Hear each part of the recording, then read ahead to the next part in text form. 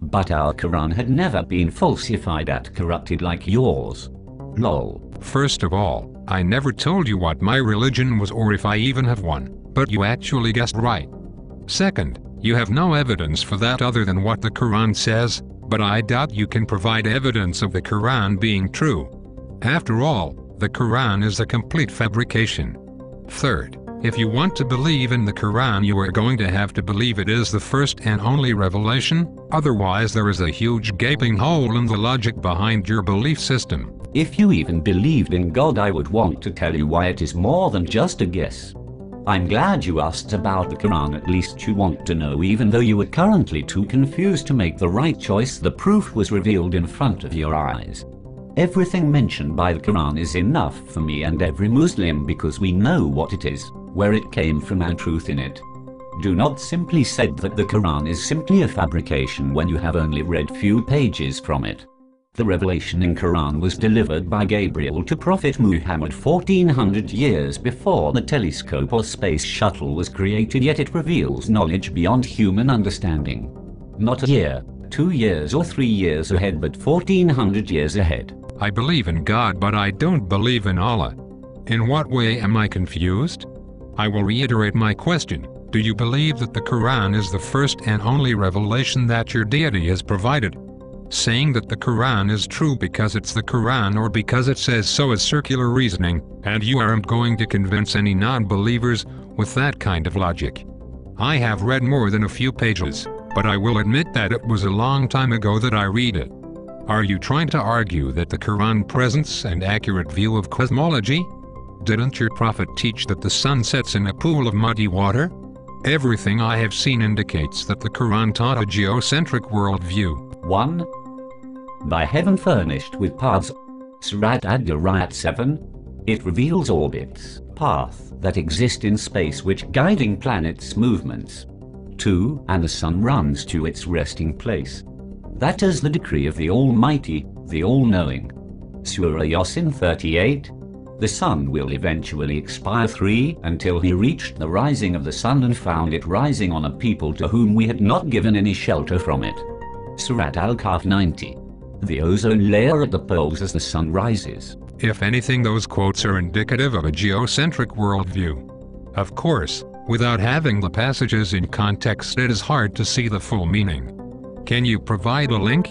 From the ground, the sun and moon appear to move through the sky, which ancient people often referred to as the heavens. Nothing special there. The sun in its resting place says nothing about the sun ending. It seems to be talking about where the sun goes at night. I don't know how you got the ozone layer from that passage.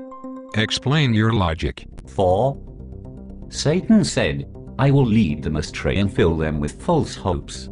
I will command them and they will cut off cattle's ears. I will command them and they will change Allah's creation. Anyone who takes Satan as his protector in place of Allah has clearly lost everything. Surat An-Nisa 119. The cloning of living things. How do you get cloning from that?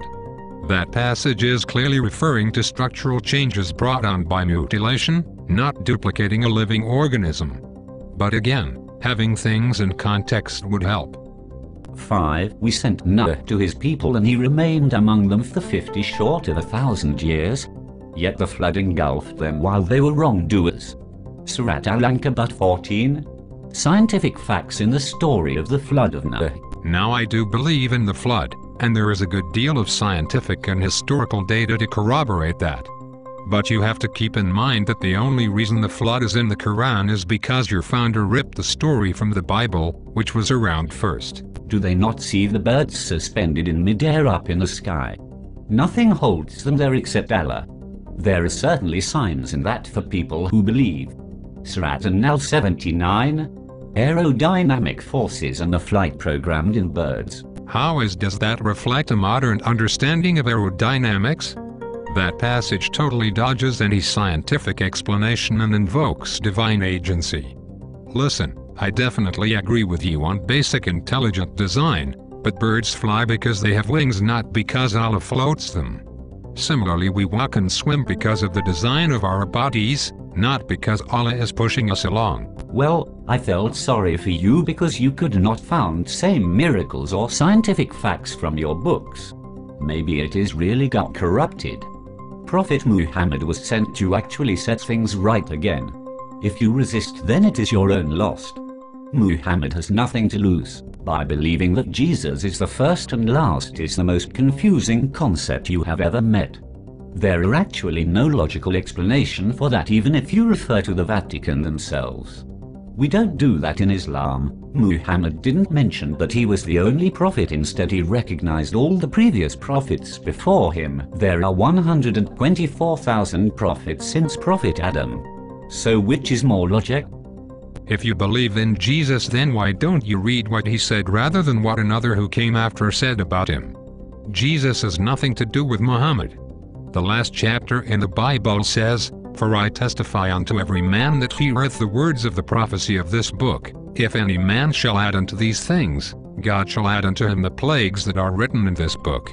And if any man shall take away from the words of the book of this prophecy, God shall take away his part out of the book of life, and out of the holy city, and from the things which are written in this book." Revelation 22:18 and 19. What was it Muhammad did? He added and took away. You say you believe in the prophets but don't read them or follow what they say, and you dismiss them all on account of Muhammad. You have no basis for tying your belief system to ours. When did I say that Jesus was the first and last prophet?